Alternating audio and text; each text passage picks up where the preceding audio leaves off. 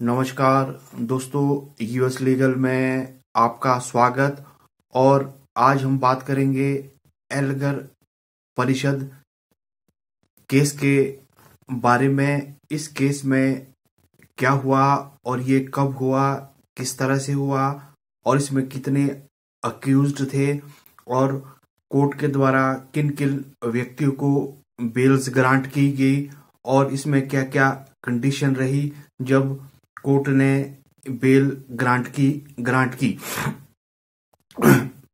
Special court Mumbai के द्वारा सुधा भारद्वाज की जो बेल लगी थी, बेल एप्लीकेशन के बारे में उसमें कहा गया और क्या ऑर्डर वो पास हुआ और उनके अधिवक्ता को ये ऑर्डर मिला और इस ऑर्डर में क्या कहा गया। जो सुधा भारद्वाज है वो लॉयर है, एक्टिविस्ट भी है और साथ साथ में वो छत्तीसगढ़ में लॉयर का काम भी करती थी और प्रैक्टिस भी करती थी और वो पिछले 3 सालों से जेल के अंदर बंद है और उसे जेल से रिहा किया गया और उस जेल का नाम बाईकुल्ला जेल है। और वो सबसे पहले 18 अगस्त 2018 को एल्गर परिषद नाम के केस में और इसमें जो अदर अक्यूज्ड रहे वो अदर अक्यूज्ड रहे, इसमें 9 अक्यूज्ड रहे इस एल्गर परिषद केस में।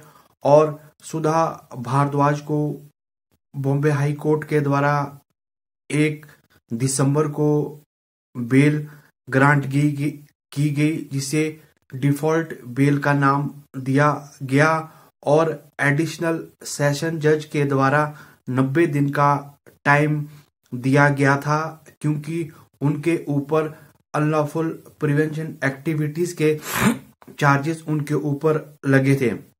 और मुंबई स्पेशल कोर्ट के द्वारा कोर्ट में ऑर्डर सुनाया गया और वो ऑर्डर की कॉपी सुधा भारद्वाज के अधिवक्ता को मिली और उस ऑर्डर में क्या क्या उनके लिए पैरामीटर्स, क्या क्या शर्तें कोर्ट ने लागू रखी।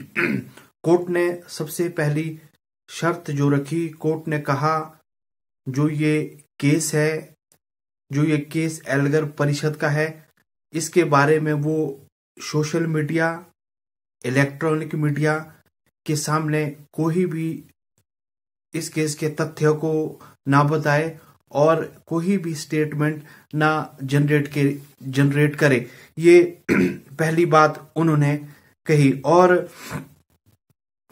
उसके बाद उन्होंने कहा कि जो जो सुधा भारद्वाज है उसे जो ये मुंबई की जुरिस्डिक्शन है वो इसे छोड़ के ना जाए। यदि वो बाहर कहीं जाते हैं तो वो पहले इंफॉर्मेशन दे, पर लगभग वो जुरिस्डिक्शन के अंदर ही रहे। ये दूसरी कंडीशन उनके ऊपर लगाई गई।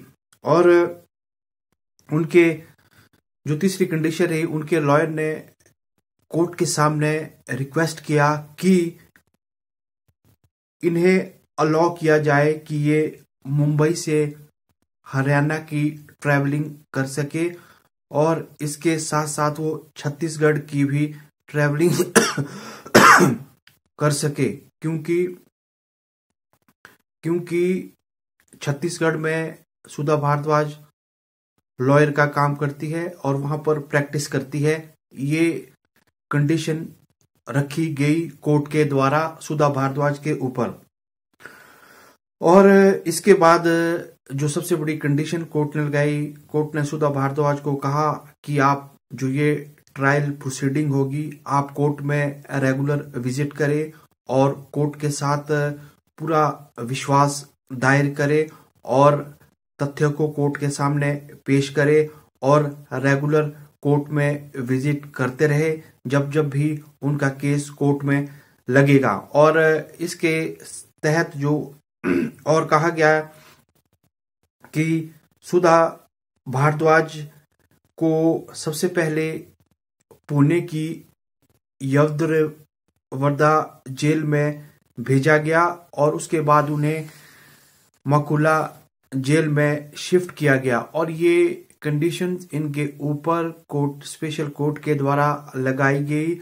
और सबसे पहले जो ये एल्गर परिषद का केस रहा, इसे पुणे पुलिस के द्वारा इसकी जांच पड़ताल की गई और उसके बाद 2020 में इस केस को नेशनल इन्वेस्टिगेशन एजेंसी के द्वारा उनकी निगरानी में इस केस के तथ्यों को, एविडेंस को खंगाला गया। और इसमें जो अदर और जो सबसे बड़ी कंडीशन, एक कंडीशन और सुधा भारद्वाज के ऊपर कोर्ट के द्वारा लगाई गई, ये लगाई गई कि इसमें जो अदर अक्यूज्ड है वो अदर अक्यूज्ड के साथ कोई भी कम्युनिकेशन इस्टेब्लिश ना करे और उनके साथ संपर्क में ना रहे।